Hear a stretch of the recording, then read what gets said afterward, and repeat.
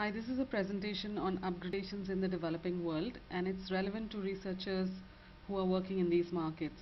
It talks about how when consumers upgrade to a new category or to a more premium product, the way that they do it might be quite different to the way it's done in the more developed markets.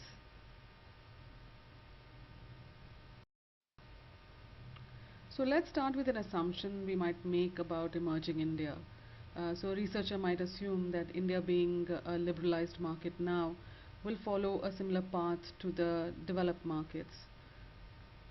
So for example, with increasing affluence and development, consumers will move from a more traditional collective structure to a more modern individual structure, and that this modernity will take over the traditional past. Now here we are defining modernity as a breaking down of traditional structures, like moving from a joint family where decision making might be more collective, to a nuclear family where the housewife will have more independence in making decisions, or seeking information through impersonal or quote unquote objective channels like advertising or the internet, rather than consulting a significant other on their opinions, or even a need to stand out from the rest. As a side note, there has been some collective impact of social media or networking even in the more developed markets, but that's still an impersonal channel because one can choose to switch it off when one is offline.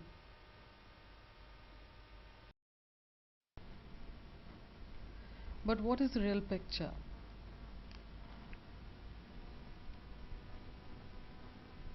Even with increasing affluence, consumers have stuck to the collective social structures.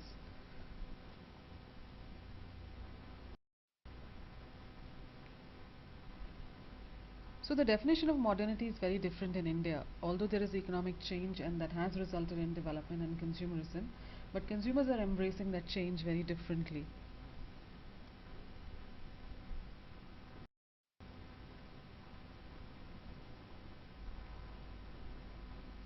So our consumer is the contradictory Indian housewife. She doesn't seem to be following the same path as the West. In fact, she is defying the rules of consumerism. So let's talk about that a little bit. With increasing disposable income, being very frugal is no longer considered to be a virtue. So as expected, consumers are upgrading to new categories, to more premium personal care products, packaged food products, or home care products.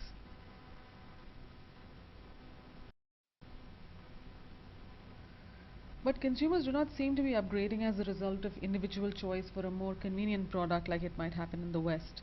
These upgradations are actually taking place within the comfort and security of traditions. So they accommodate what significant others in the social unit are saying, like the nuclear family, your extended family, or even friends. So she might be upgrading to an expensive packaged food product because her husband thinks it's healthier, or buying a specialized surface cleaner because her friend recommended it. So these upgradations don't involve a lot of rational or individual thought. We hope that this presentation will give you some rules of thumb that you can use when researching the complex housewife in India, and possibly in ethnic research you do in your own markets on collective communities.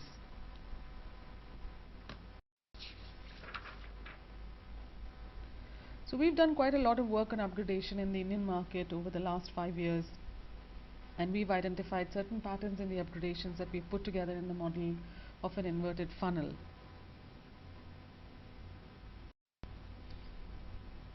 So let's look at this inverted funnel of upgradation a bit more closely. We find that the social quotient is an important factor of consideration. So adoption is not just a linear movement to better or more convenient products like in the West, but it's part of a larger ecosystem that is driven strongly by the social quotient. So a housewife may be fully aware that the product is better for her family, but she may not upgrade because she fears judgment from others. So the housewife's upgradation seem to be affected by three big forces. First, there's the macro context. So we need to be understanding that macro context when researching the consumer. We need to understand what is the age cohort of the consumer, because the economic conditions prevailing at the time affect how frugal or indulgent she is as a consumer. Another important aspect is that India is a collectivistic society, so the social unit is more important than the individual unit. These aspects then give rise to fixed social norms and rules which are learned by the housewife through interactions with others in the social circle. Also in India, these interactions tend to be quite high and quite informal. So this further gives rise to the notion of an ideal housewife who is dutiful and devoted. She's prudent and she's keen that her choices must meet with the social approval of significant others. So the outcome of these three major factors is that the housewife is making what seem like rational decisions but are really social decisions. And these decisions are dependent on what behavioral economics calls mental shortcuts. The shortcuts are based on the socio-cultural framework learned through enculturation.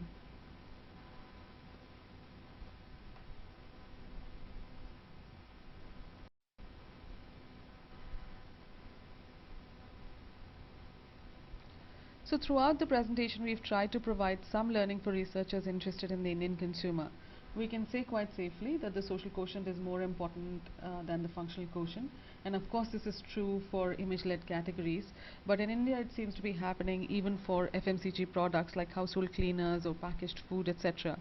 So purely functional justifications like better germ kill or healthier ingredients, etc., are often post-use rationalizations. So they are important in the communication or in the proposition. So it's important to understand the power of the context. We need to understand what age cohort does our consumer belong to, what social influences existed at the time when the consumer was growing up. It's important to know that both the barriers and the triggers are embedded in the social system. So whether a housewife is born pre or post liberalization, she might upgrade to a premium shampoo because it's her duty as a housewife to look good for her husband, but she may not buy a specialized cleaner, even though it will make her job easier because it is not approved by significant others. They feel that she should put in the effort as a good housewife and use a generic product for cleaning.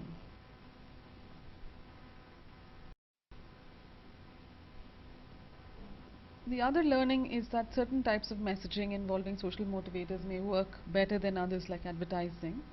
So, for example, she might consider buying an expensive laptop for her children as it will help them to do well. This, in turn, will help her family and herself to stand out in society and help her to feel like an achiever. But she may not buy a packaged health food for her child, even though she might have experimented with it and found it improving the health of her child. If anyone in her social circle challenges the wisdom of the decision, she will lapse from it.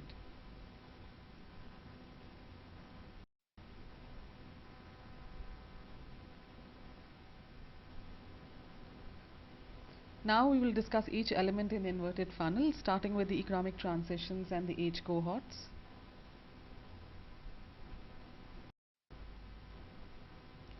So it's important to consider the economic context in which she was brought up, because the way people consume is dependent on the kind of economic atmosphere in which they were brought up. And this affects values like spending, consumption, and indulgence. So when we look at the age cohort since independence in India, we see that there is a transition from a more frugal outlook to a more indulgent outlook. The population is spread across these five segments, spanning the most frugal segment born before independence in 1947 to Generation Z, which is the most indulgent segment. So for companies making products for housewives, the two segments of interest to us are midway children and the liberalization children, who are the ruling cohorts, so to speak. And these are the housewives between 25 and 45 years of age who are certainly more open to upgradations, unlike the previous segments of midnight children or pre-independence children. They are more open to the idea of spending and also to status display.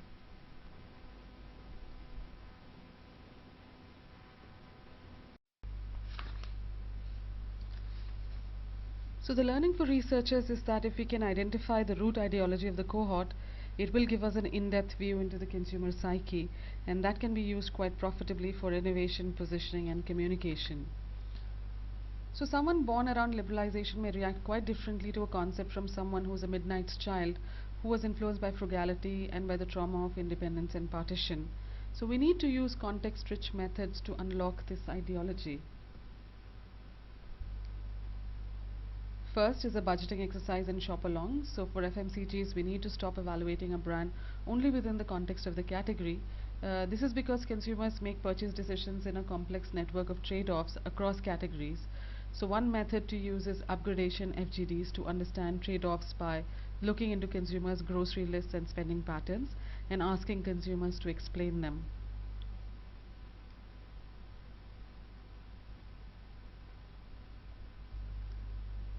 Second is recreating scenarios where social influences take place through storytelling. For example, using dolls to represent the mother-in-law or the husband and ask the consumer to imagine what will they say about a brand and how it will affect her decision. This will help uncover the social barriers that exist.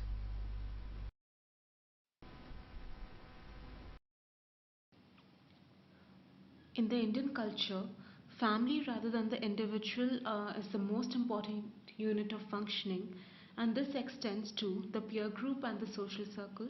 This means that the rules are formed by the collective unit, which comprises of the housewife's significant others like the husband, the children, the mother-in-law, the friends, and these rules, to a large extent, they overcome individual desires.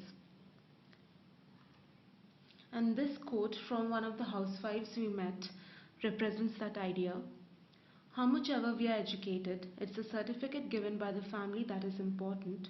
If they say that I am a good wife and mother, there is nothing more for me to achieve.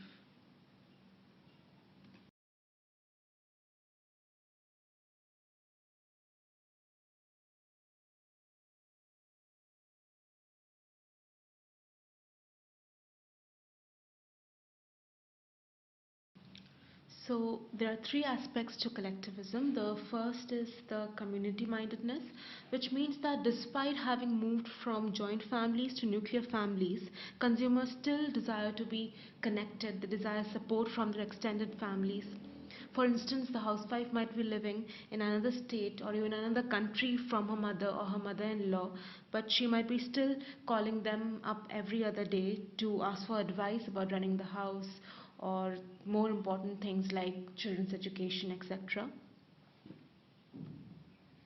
The second factor is the interdependent self construal, which means that the housewife's self worth is completely dependent on what others think of her as a housewife.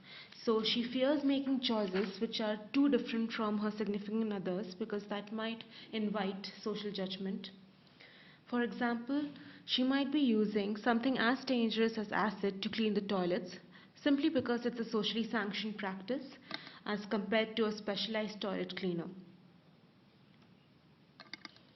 The third factor in collectivism is the spotlight effect, which means that even when the housewife is away from others, she feels that others are constantly judging her decisions, constantly scrutinizing her, so there is conformity even without the presence of others. So let's look at how collectivism impacts research inquiry. In our research over the past few years, we have found that the most powerful payoffs are often centered around how others interpret the housewife's decisions. So, beyond the functionality, the brand needs to be able to answer questions about what will the housewife derive if she upgrades. So, questions like, do others talk about it? Will her husband and children appreciate her decision? Will her friends think of her decision as a smart one? So we can safely say that barriers do not actually emerge from the actual cost, but the intangible costs like loss of face, which might occur if the brand cannot answer the important social questions that we saw on just now. Now let's look at the other two factors affecting upgradations, the microsocial quotient, which is enculturation, and the individual emotional quotient, which is the notion of an ideal housewife. So, enculturation involves knowing the right thing to do for the housewife so that she can live up to the whole notion of an ideal housewife. Someone who makes prudent decisions and never makes any foolish ones, and these decisions live up to the social norms of the society. So, this is quite unlike the developed markets model where there is greater freedom in decision making plus a greater stress on individuality. So there is a system of shared knowledge called collective intelligence. So when the housewife is being hit with so much of change in the external environment, which makes it so unstable, unclear, with lots and lots of information to process, this collective intelligence helps her to make decisions more easily. So by not breaking these social rules, the housewife in her own way contributes to maintaining the cultural identity of the group, which in turn helps her to maintain her own identity. So despite the notion of an ideal housewife, there have been some transitions in the traditional notions of what a good housewife should do due to the greater exposure and awareness. For example, she is more actively involved in children's studies and their futures. She is helping husband with bank or office work. She is also a little more confident in putting forth her own opinion, all of which have been previously considered male forte. However, all of these are still rooted in the foundations of collectivism and patriarchy, which will remain stable. Let's come to the implications of what we just saw. So, let's look at the social nudges for upgradations that brands can leverage. So, just like the encultured housewife has to follow certain social rules, it's necessary that the brands do follow the social rules so as to justify the housewife's upgradations. There are three important social influences to upgrade. The first one being the word of mouth, which is the most important trigger across categories. So, based on our research, we can safely say that the content of what is said by one consumer to the other consumer is far more powerful than the product's attributes and sometimes even the ad. For example, the ad might be claiming germ kill for a surface cleaner, but the housewife is convinced by her friend who talks about the shine and fragrance of the cleaner. And for the housewife, these are very important social cues. The second aspect is lifestyle upgradation. Moving up the social ladder justifies upgradations. For example, moving to a new house justifies upgradations to specialized home care categories like more premium surface care to show off their improved status. The third is brand equity based on perceived popularity. So the already existing default brands are the safest as they will not attract any kind of judgment from our significant others. So the impact of enculturation on how we conduct research is that there needs to be a realization that social schemas are more important than individual good or even individual rationality. So it's up to the researcher to identify how these influences happen, and this can be done via two methods which we have used to much success. First one being the paired interviews with the influencer and the user to understand how the influence can either be positive or negative with regard to upgradations. The second one being focus group with friends where you can have storytelling that emulate real life situations. For example, presenting a doll to the consumer and saying, "This is a housewife who uses a non-specialized product. One day she decides to move to a specialized brand. What exactly happened? What was she told by her friend? And after she upgraded, what did her other friends say about the product?" And so on. So now we'll just sum up the upgradation process.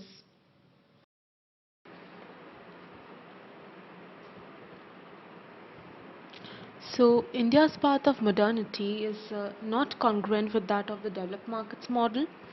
So even though the consumers are upgrading to a large extent due to the rising disposable income, these purchases are still dependent on social rules and social norms, and they are less about individual indulgence or any rational analysis of functional attributes.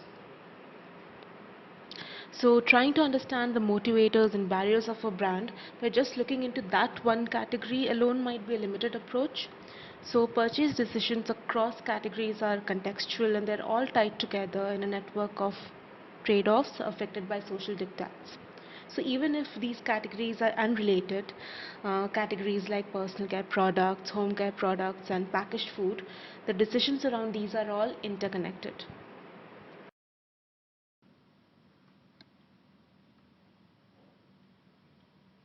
So, as the last thought to take away, There are three big forces of upgradation that we have shown through this model, which is the inverted funnel of upgradation.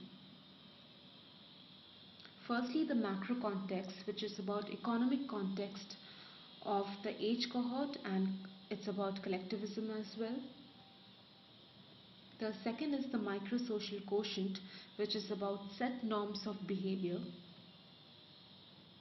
Thirdly, the individual or emotional quotient, which is about the definition of an ideal housewife. So that's all. Thank you so much for listening.